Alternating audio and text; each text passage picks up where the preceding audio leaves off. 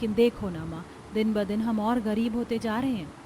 बेटा अब तो बस उम्मीद है कि राहुल और पंकज विदेश से कुछ पैसे ही भिजवा दें ताकि रोज़मर्रा की ज़िंदगी सुधर जाए।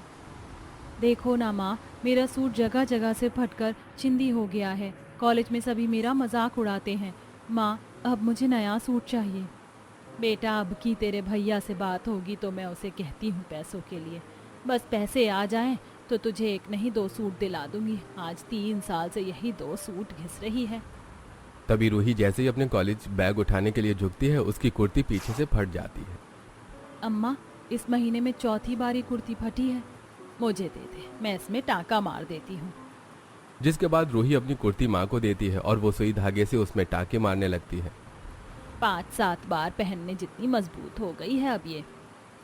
फिर रूही वही फटे पुराने कपड़े पहनकर कॉलेज जाती है। वहीं कॉलेज में सभी लड़के लड़कियां ब्रांडेड स्टैंडर्ड कपड़े पहनकर आते हैं, जिनके सामने रूही को बहुत छोटा महसूस होता है और उसे हमेशा शर्मिंदा होना पड़ता है, क्योंकि कॉलेज में इकलौती वही बहुत गरीब थी, जिस कारण सब उसे बुली करते हैं।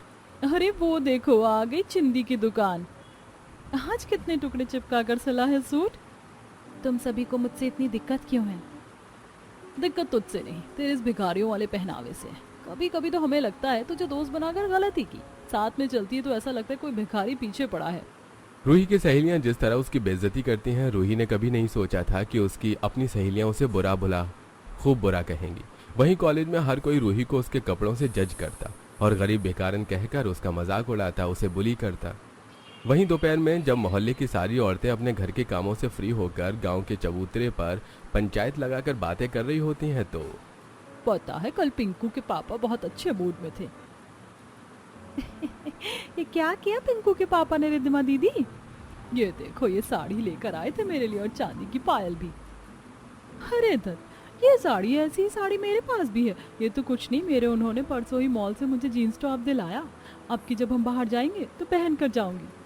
ऐसे तो तुम जवान हो कि हम बुढ़ों की क्या। मालती चाची, झूठ क्यों कहती हो? अभी अगले हफ्ते गांव के बड़े गारमेंट शोरूम से 5,000 की साड़ी खरीद कर गई हो। क्यों री, तुझसे किसने कह दिया? मैंने खुद देखा था अपनी आंखों से। वैसे असली मजा तो इस बूढ़ी विनीता काकी के हैं। ऐसा लगता है गांव में कोई भिखारी आ गया। अरे विनीता काकी, कम से कम 100 रुपए की ही साड़ी ले लो। ये फटी हुई साड़ी पहनने से अच्छा है। और नहीं तो क्या, जब देखो तब साड़ी में कपड़े चिपका कर सिल कर उसी को पहन लेती हो। मुझे तो तुझे अपनी जेठानी कहने में भी शर्म आती है। मेरे बेटे जब से विदेश गए लौट कर ही नहीं आए। पति की इतनी कमाई नहीं है, कहाँ से लाऊंगी पैसे साड़ी के लिए? भीख मांगो सिग्नल पर, जब देखो तब रोती रहती है पैसे नहीं है। माँ बेटी बाप सब इंटरनेशनल भिखारी बनकर घूमते हैं गाँव में। दूर से बच्चा बच्चा पहचान जाए कि गाँव के सबसे बड़े भिखारी हैं। इस तरह गांव की औरतें विनीता जी की मजबूरी का फायदा उठाकर उनकी खूब बेइज्जती करती हैं।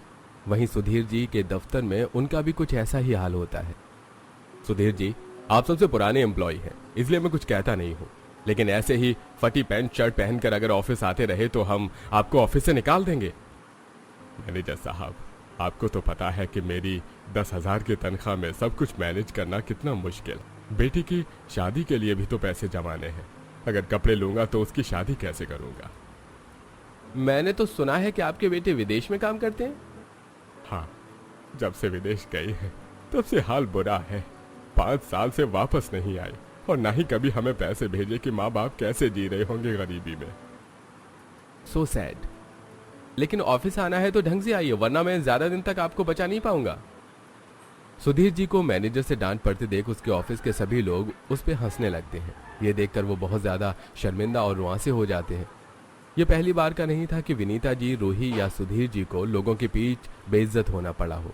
आए दिन लोग उनकी गरीबी और फटे कपड़ों की धज्जियां उड़ाकर चले जाते थे। एक दिन हमारी रूही के जितनी लड़कियों के लिए एक से एक रिश्ते आ रहे हैं, लेकिन रूही के लिए कोई रिश्ता आता ही नहीं जी। सब हमारे कपड़े देखकर हमें गरीब भिखारी समझते हैं, बस इसीलिए। अगर पंकज और राहुल यहाँ होते तो हमें कभी ये दिन देखने नहीं पड़ते। विनीता जी इतना कह ही रही थी कि तभी एक बड़ी सी कार आकर उनके दरवाजे पर रुकती है। ये किसकी गाड़ी है? लगता है कोई गलत एड्रेस पर आ गया है। हमारे रिश्तेदारों में भी कोई इतना अमीर नहीं है कि इतनी महंगी गाड़ी चलाए। तभी कार से सूट बूट पहने पंकज बाहर निकलता है और दूसरी साइड जाकर कार का दरवाजा खोलता है और कार से एक गोरी चिट्टी फॉरेनर निकलती है। उसके कपड़े पूरी तरह ब्लू 18 कैरेट डायमंड से सजे हुए थे, जिसकी भी नजरें कपड़ों पर पड़ी आंखें चमक जाएं, इतनी सुंदर ड्रेस थी।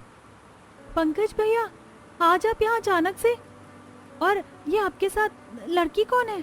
पंकजवा मोर लाल, तूने भी यहाँ तो नहीं रचा लिया ना बेटा? हाँ अम्मा, मैंने लूसी से शादी कर ली है। लूसी लंदन में रहती है। काम के दौरान हमारी मुलाकात हुई और प्यार हो गया। मैं लूसी को यहाँ लाकर शादी करना चाहता था, लेकिन इसके पेरेंट्स ने कहा कि लूसी तभी इंडिया जा सकती है जब मैं उससे शादी करूँ, इसलिए मैं उसे ब्याह करके ले आया। Lucy, meet my mom Vinita ji and dad Sudhir Chand ji. पति देव, don't call parents name. India में तो ये बैड मैनर्स है ना। पाई लागू सासू माँ।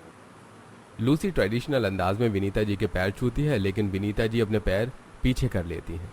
ये फिरंगन मेरी बहू नहीं बन सकती। बेटा, तूने ये सही नहीं किया।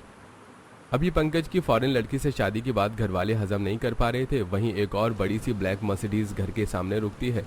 मोहल्ले की औरतें भी चुपके चुपके विनीता जी के घर में चल रहे तमाशे का मजा ले रही थी। और ये देखो तो इंटरनेशनल भिखारियों के यहाँ सच में इंटरनेशनल लोग आए हैं। इन गरीबों के कांटेक्ट इतने अमीर लोगों से कहाँ से हो गए? वहीं दूसरी कार से राहुल अपनी दुबई की बीवी मायरा के साथ उतरता है। अब ये कौन है? माँ, छोटी की कहानी कुछ कुछ मेरी तरह ही है। तभी मायरा जल्दी से आकर विनीता जी के पैर छूती है। दूर हटो, मेरे अच्छे खासे बेटों को फंसा लिया और अब पैर छूने आई हो। अब समझ में आया तुम दोनों को 5 सालों में कभी घर की याद क्यों नहीं आई, कभी तुमने पैसे क्यों नहीं भेजे। ये इन्हीं अमीरजादियों पर लुटा रहे थे ना, तभी तो हीरे की और सोने की ड्रेस पहन कर आई हैं ये। इतनी अमीर बहुएं आने के बाद भी विनीता जी उन्हें खरी खोटी सुनाई जा रही थी। वहीं पड़ोसन ये सब देखकर मजे ले रही थी और सोच रही थी कि भाई इतनी अमीर बहू के आने से तो अब विनीता जी की तकदीर पलट जाएगी। बहुत मिन्नतें करने और मनाने के बाद फाइनली विनीता जी बहुओं को घर के अंदर आने के लिए मान जाती है। घर में आने दिया है इसका मतलब ये नहीं कि हमने तुम्हें माफ कर दिया। सासू माँ ने हमें घर में ले लिया तो सासू माँ के दिल तक जाने का रास्ता हम खुद बना लेंगे। मायरा और लूसी दोनों ही बड़े डिजाइनर खानदान की बेटियां थीं। जहां मायरा दुबई के डिजाइनर खानदान के शेख की बेटी थी, तो वहीं लूसी लंदन के बड़े फैशन डिजाइनिंग खानदान की इकलौती वारिस। वहीं पंकज और राहुल की मुलाकात दोनों से काम के सिलसिले में हुई थी। आज दोनों उनके घर में उनकी बीवियां बनकर रह रही थी। आई कांट बिलीव राहुल कि हम साथ में हैं तुम्हारे घर में। वैसे ये घर बहुत कोजी है, बट आई लव इट। इस घर के लोगों का दिल बड़ा है। कोई बात नहीं डार्लिंग, हम ऐसा ही घर बनाएंगे। तभी रूही राहुल की बात सुन लेती है। हाँ हाँ, सब लुटा दो इन फिरंगियों पर। पहले अंग्रेज देश लूट कर चले गए, अब ये दोनों लंदन और दुबई वाली बहुएं हमारा घर लूट कर ले जाएंगी। बीवी के लिए सोने का महल खड़ा करने की सोच रहे हो। 5 साल हमने कैसे गुजारे इसका कभी ख्याल नहीं आया। ओ रूही, डोंट बी एंग्री। अब तो सब ठीक है। देखो तुम्हारी भाभी तुम्हारे लिए क्या लाई हैं। ये सोने चांदी की ड्रेस, ये पूरी ड्रेस सोने से बनी है और इसमें बीच बीच में चांदी का वर्क है। सोने की ड्रेस देखकर एक पल को रूही का मन पिघल ही जाता है, लेकिन उसकी सहेलियों के ताने याद आते हैं और उसे ऐसा लगता है कि जो भी हुआ ये सब उसके भाई भाभी की कारण। घर में सबको ऐसा लगता है कि लूसी और मायरा के जो भी ठाट बाट है ये पंकज और राहुल की कमाई के कारण है। वहीं लूसी, मम्मी जी, पापा जी, नाना जी, देखो मैं आप लोगों के लिए क्या लाई हूँ। आपको नहीं पता तो हमें क्या खाक पता होगा। चल नाना जी, ये देखो मैं आपके लिए 500 और 2000 की नोट से बनी ड्रेस लेकर आई हूँ। पहले मैंने सोचा कि क्यों ना डॉलर से बनी ड्रेस लेकर चलूँ, लेकिन इंडिया में तो इंडियन करेंसी चलती है ना। Well, I brought both. ये लो तुम्हारी डॉलर से बनी ड्रेस और ये पैसों से बनी ड्रेस। तू हमें पैसों में तोल रही है फिरंगन बहू। नहीं नहीं माँ जी, ये ड्रेस में लंदन के डिज़ाइनर खानदान के मायके वालों की तरफ से आप लोगों के लिए छोटी सी भेंट है। ससुर जी, डैड ने आपके लिए स्पेशल कोट पैंट भेजा है, वो भी डायमंड से जुड़ा हुआ। मॉम, आपके लिए डायमंड की साड़ी भी है और ये पैसों से बनी साड़ी। लूसी को ससुराल वालों को मायके से आया गिफ्ट देते देख मायरा भी अपने दुबई के डिजाइनर खानदान से आई एक्सपेंसिव डिजाइनर ड्रेस और ज्वेलरी लेकर आती है। माँ जी, ये 9 लाख का हार मेरे डिज़ाइनर ख़ानदान की तरफ से आपके लिए भेंट, और ये सोने की साड़ी भी। पापा जी, आपके लिए मेरे शेख पापा ने ये सोने का सूट भेजा है, आप पर बहुत अच्छा लगेगा, और ये डायमंड का ब्रोच भी है। रूही, तुम्हारा गिफ्ट तो मैं तुम्हें दे ही चुकी हूँ। आपका सामान आपको मुबारक हो, मुझे नहीं चाहिए। तभी सास सारा सामान उठाकर फर्श पर फेंक देती है। हम फटे कपड़े में खुश हैं, हमें नहीं चाहिए तुम्हारी दौलत। फिर सास वहां से चली जाती है। वहीं दुबई और लंदन के डिजाइनर खानदान से आई बहुएं उदास हो जाती हैं। मायरा, अगर हमें अपने ससुराल वालों को मनाना है तो हमें एकजुट होना पड़ेगा। तुम सही कह रही हो लूसी। ससुराल में मायरा और लूसी सास ससुर नंद को मनाने के लिए उनके मनपसंद का खाना बनाना सीखती है और मायरा और यूट्यूब से देखकर साड़ी पहनना भी सीखती है। मायरा अपने डिजाइनर खानदान से आई गोल्ड की साड़ी पहनकर तैयार होती है, तो वहीं लूसी नोट से बनी साड़ी पहनती है। वहीं जब दोनों के पति उनकी साड़ी में देखते हैं तो वो उन पे फिदा हो जाते हैं। क्या बात है, आज साड़ी! साड़ी में नारी सब पे भारी, आज का स्लोगन। चलो अब मुझे जाने दो, तुम्हें इम्प्रेस करने के लिए नहीं पहनी साड़ी, माँ जी के लिए पहनी है। वहीं मायरा के कमरे में, आज तो मेरे सोना ने सोना पहन रखा है। तुम्हारे लिए नहीं, मैंने माँ जी के लिए पहना है। चलो हटो, मुझे जाने दो। दोनों बहुएं किचन में अपने हाथों से ससुराल वालों के लिए आज बढ़िया खाना बनाती हैं और टेबल पर लगाती हैं। क्या खुशबू है खाने की, बहुत दिन हो गए अच्छा खाना खाए। लेकिन खाना बना कौन रहा है? डिजाइनर खानदान की बहुएं बना रही हैं। मुझे तो ढोंगी लगती हैं दोनों, मेरे बेटों का पैसा उड़ाकर मायके की झूठी शान दिखा रही हैं। चलो खाना खाते हैं, देखते हैं क्या बनाया है दोनों ने। दोनों बहुएं बड़े प्यार से सभी के लिए पूरी, पराठा, खीर, पनीर, पुलाव और बिरयानी बनाती हैं। मम्मी जी, कैसा लगा खाना? ठीक ही है, अब तो मनाड़ियों से इससे ज्यादा की उम्मीद भी बेकार है। दोनों बहुएं सास को खुश करने के लिए बहुत एफर्ट्स देती हैं। उनके कपड़े धोकर देती, रात में हाथ पैर दबाती, बढ़िया बढ़िया खाना बनाती, लेकिन सास है कि खुश होती ही नहीं। वहीं दुबई और लंदन वाली बहुएं जब से आई थी पूरे गांव में उन्हीं के चर्चे थे। एक दिन जब लूसी और मायरा छत पर एक्सरसाइज कर रही होती हैं तो अरे ये विनीता बहन इंटरनेशनल भिखारी और इनकी बहुएं खानदानी रईस। बताओ, जिम के कपड़े भी सोने और डायमंड से बने हुए हैं। बाप रे, बड़ी अमीर हैं दोनों। How cheap you guys are. ये मोहल्ले की आंटियों के कपड़े देखो कितने चीप हैं। लुक्स लाइक अ बेगर। ये फिरंगी बहू क्या कह रही है? काकी आपकी तारीफ कर रही है। अच्छा अच्छा, स्टूपिड।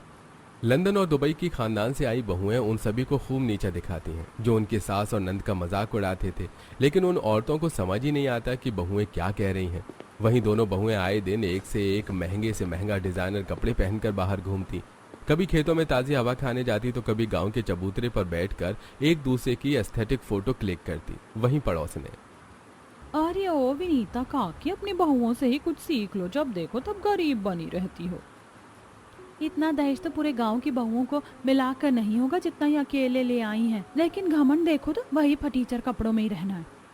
कहते हैं ना, कुत्तों को घी हजम नहीं होता, वैसे ही ये लोग कितने भी अमीर हो जाए पहनना ओढ़ना नहीं सीख सकते।